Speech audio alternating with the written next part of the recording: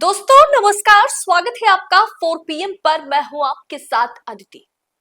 आज दिल्ली पहुंचे शुभेंदु अधिकारी और भाजपा के पश्चिम बंगाल के प्रदेश अध्यक्ष शमीक भट्टाचार्य। शाह के साथ हाई लेवल की मीटिंग होगी। दोस्तों 4 मई को बंगाल के चुनावी नतीजे आए और 9 मई को शुभेंदु अधिकारी सीएम पद के लिए शपथ ग्रहण करते हैं और साथ में 5 और नेताओं की शपथ ग्रहण होती है। लेकिन 18 दिन बीत जाने के बाद भी अब तक कैबिनेट का गठन नहीं हुआ, मंत्रिमंडल का गठन नहीं हुआ और ये मंत्रिमंडल का गठन ना होना कई तरह के सवालों को जन्म दे दिया है। पहला सवाल कि क्या बीजेपी पार्टी और भारतीय जनता पार्टी प्रदेश में जो है वो और सरकार में क्या तालमेल जो है वो नहीं बन पा रही है? क्या जैसे शमीक भट्टाचार्य और शुभेंदु अधिकारी में माना जाता है कि हमेशा एक कोल्ड वॉर चलता रहा, क्या वो अब भी जारी है? जैसे कि कल आपको बताया था कि शमीक भट्टाचार्य और शुभेंदु अधिकारी में सब कुछ सामान्य नहीं है, सब कुछ ठीक नहीं है, या फिर सवाल ये उठ रहा है कि क्या पूरी कैबिनेट निर्णय यानी किसे किस मंत्री पद से नवाजा जाएगा, ये पूरी तरह से क्या दिल्ली आला कमान यानी चाणक्य शाह डिसाइड करने वाले हैं? खबर यह है कि कल देर शाम को प्रदेश अध्यक्ष शमीक भट्टाचार्य दिल्ली पहुंच गए और वो एक लिस्ट के साथ दिल्ली पहुंचते हैं और आज दोपहर को दिल्ली के लिए शुभेंदु अधिकारी रवाना होते हैं। खबर देखिए आपके स्क्रीन पर है।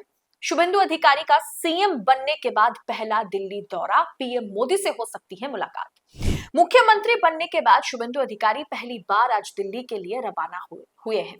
वहां उनकी केंद्रीय वित्त मंत्री निर्मला सीतारमण से मिलने की संभावना है। साथ ही प्रधानमंत्री नरेंद्र मोदी से भी उनकी मुलाकात तय है और इस हाई प्रोफाइल दौरे का सबसे अहम पहलू जो है वो बंगाल मंत्रिमंडल के संभावित विस्तार को माना जा रहा है।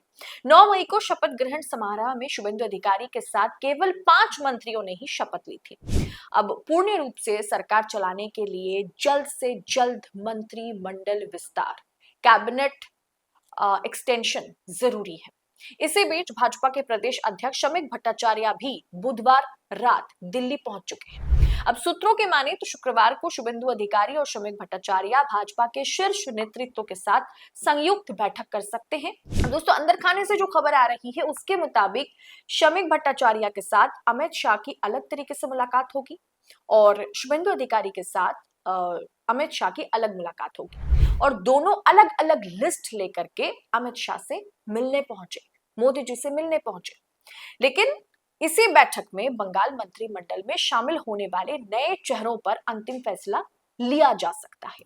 अब अंदर खाने की खबर यह है कि शमीक भट्टाचार्य के पास मंत्रिमंडल के लिए उनके पास अपनी लिस्ट है, शुभेंदु अधिकारी के पास उनके पसंदीदा लोगों की लिस्ट है। दोस्तों आज लोकतंत्र का चौथा स्तंभ जहां सत्ता के आगे नतमस्तक है, वहीं पर 4 PM बेबाक और बेखौफ पत्रकारिता को जिंदा रखने की पूरी कोशिश में जुटा हुआ है। हम पर मुकदमों से लेकर के चैनल बंद करने का भी दबाव बनाया जा रहा है, लेकिन हम हारेंगे नहीं। 4 PM पूछेगा सवाल सत्ता से। बस इस मुश्किल दौर में हमें आपकी सपोर्ट की जरूरत है। 4 PM को ज्यादा से ज्यादा ज्वाइन करें। ज्वाइन बटन को क्लिक करके आप हमें आर्थिक तौर पर 4 PM को स्वतंत्र पत्रकारिता को मजबूत कर सकते हैं। उम्मीद है कि आपके सपोर्ट से ये जंग भी हम जीत जाएंगे। अब ये दो अलग अलग लिस्ट पर विचार और अंतिम फैसला तो अमित शाह ही लेंगे, मोदी जी लेंगे, यानी दिल्ली दरबार लेने वाला है।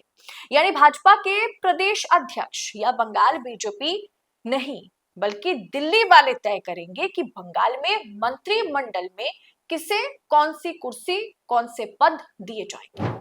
और यह भी माना जा रहा है कि इस बैठक में राज्य सरकार के कर्मचारियों का जो बकाया डीए है, डियरनेस अलाउंसेस है, जिस मामले ने बंगाल की राज्य सरकारी कर्मचारियों को पूरी तरीके से ममता विरोधी कर दिया था, टीएमसी विरोधी कर दिया था। सुप्रीम कोर्ट के अंतिम फैसले के बाद भी राज्य सरकार के कर्मचारियों का जो बकाया डीए है, उस डीए का पैसा रिलीज ना करना ममता बनर्जी को चुनावी नतीजे में उसका असर देखने को मिला। वो ममता बनर्जी के लिए बहुत ही उल्टा पड़ा, महंगा मतलब देखा जाए तो बहुत ही उल्टा पड़ा था।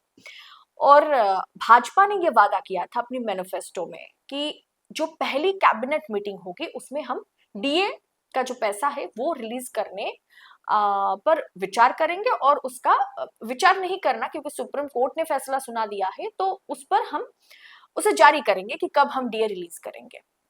अब दोस्तों, इसमें 2 कैबिनेट मीटिंग होने के बाद भी अभी तक डीए को लेकर के कोई चर्चा शुभेंदु अधिकारी की कैबिनेट मीटिंग में नहीं हुई, और इस मामले को लेकर के जो भाजपा पार्टी है, श्रमिक भट्टाचार्य जिसे लीड कर रहे हैं, उनमें कहीं ना कहीं एक खटास है।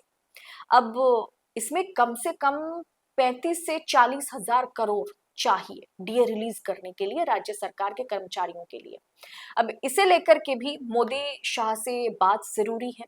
कुल मिलाकर के अब बंगाल दिल्ली से ही चलाया जाएगा। बंगाल में क्या होगा क्या नहीं होगा, ये दिल्ली दरबार तय करने वाला है। मंत्रिमंडल में दिल्ली दरबार किन किन नेताओं को कुर्सी सौंपते हैं, ये भी देखना दिलचस्प होगा।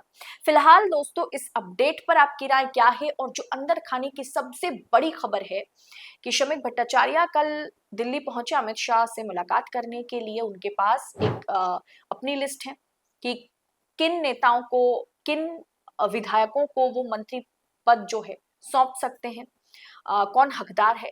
और शुभेंदु अधिकारी आज जब वो दुर्गापुर से रवाना होते हैं दिल्ली के लिए, वो भी अमित शाह से मुलाकात करेंगे, मोदी जी से मुलाकात करेंगे।